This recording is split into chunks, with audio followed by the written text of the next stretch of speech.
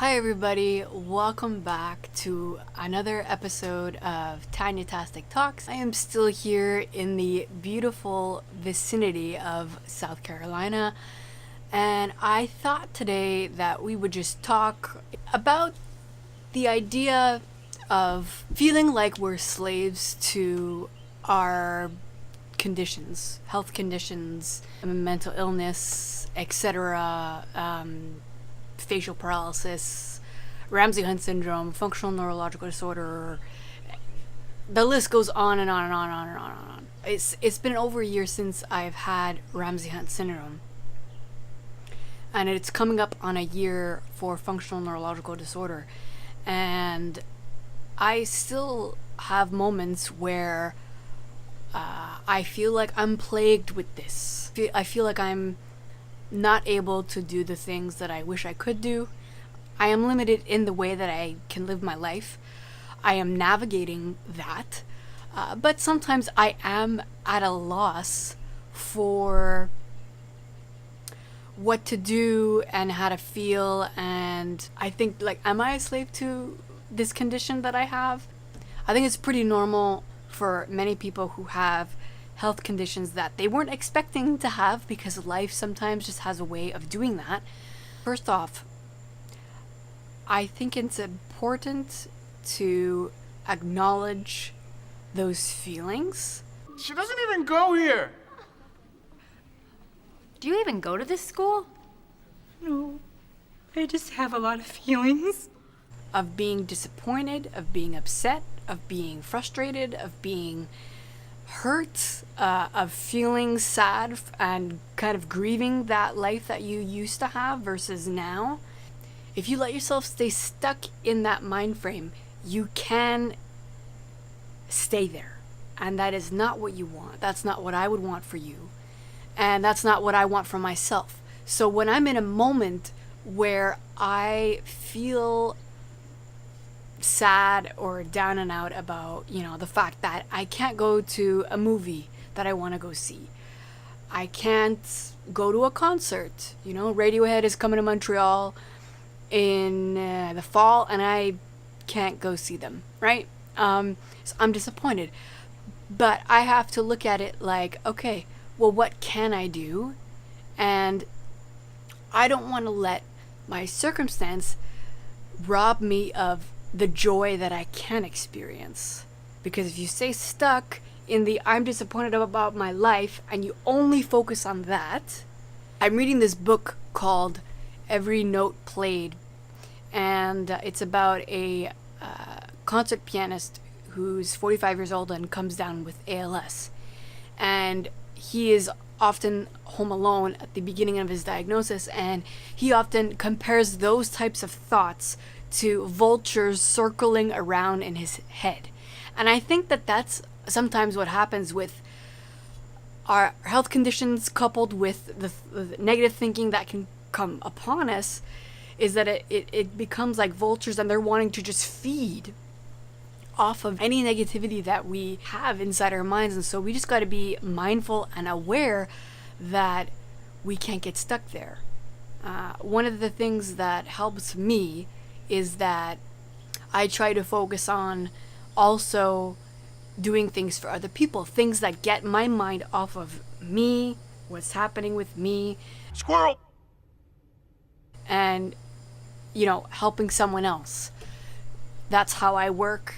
And I think that's for many people, that's how they work as well, in terms of if you're able to distract yourself and get your mind off of the things that you can do, whether that's writing letters to friends of yours that have really stuck by you, or family members, whether that's painting, an extracurricular activity that is not too intense if that's what you can handle, playing music, cracking jokes, because for many of us, even if we have facial damage or if we have FND or other health conditions, that doesn't always rob us of, our minds. We still have our minds. We can still think. We can still operate that way.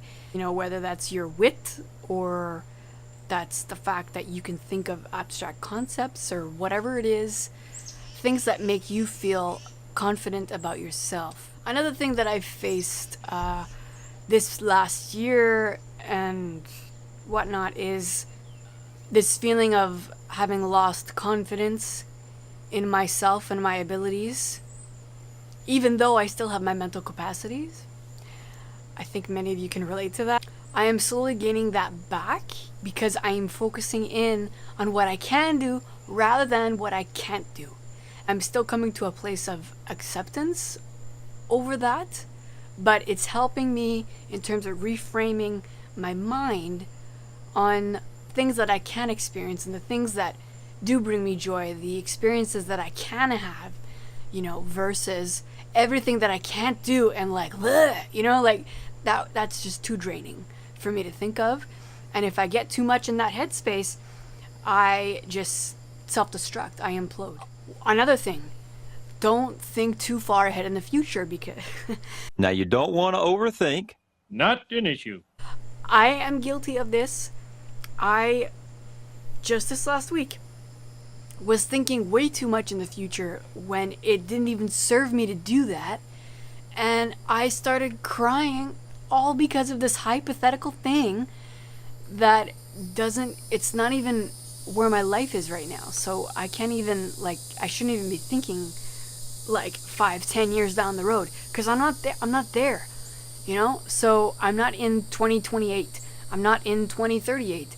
I'm not in, I'm nowhere near that. So don't think of your life too far ahead because you don't know what's going to happen. You can't always imprint what you're experiencing now onto the future because you don't know how things may change, how things may improve, what things are going to join your life that's going to give you even more joy. Another thing that my parents are encouraging me to do is to have structure throughout my day.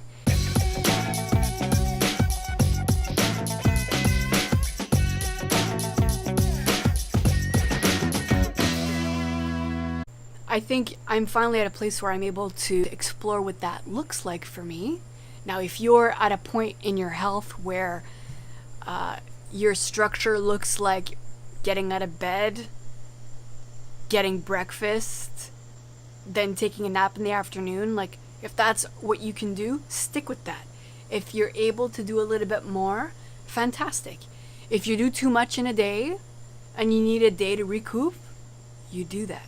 For example, yesterday I did too much in the day. It was too hot also outside. I was outside for about 3-4 hours and I crashed. So today I spent it at home relaxing. I've been trying to film this video all day and finally found the time and the lighting now. Thank God. I hope it works out. Give your body the chance it needs to recoup as well. Don't try to stretch your limits or test your limits to the nth degree all the time. Gauging, I know, is it's a process, and I'm still doing this a year and a bit later, so it takes time. Anyways, these are just some thoughts that I've been thinking of. I hope that you can relate. I know that we all have our moments where we grieve, and it's important to, again, acknowledge those things, but we can't stay there. We have to look at what we can do, how we can find joy now, instead of thinking about all the things that we're missing out on, because that does not serve us anything in terms of moving forward. We cannot move forward with those types of thoughts in our minds. So, anyways, I am hoping that you find some encouragement. If you have any questions, just leave them down in the comments below. If you like this video, then subscribe right down there.